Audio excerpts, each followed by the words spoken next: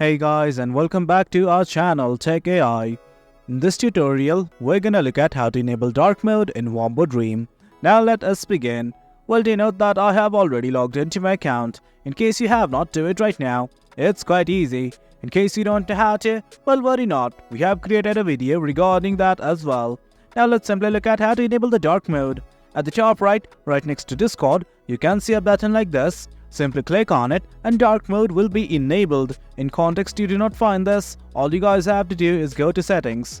At the top, you will see a gear like button right here. Click on it and you will be redirected to the settings page.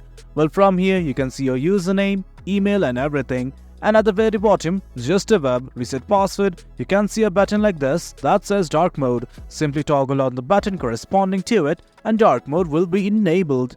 But do note, in order to enable dark mode, you should be subscribed to Dream Premium. That is it guys, that's how we enable dark mode in Wombo Dream. Hope you guys found this video informative, and for more content like this, do remember to hit like, share and subscribe. Your support fuels us. Until next time, thank you.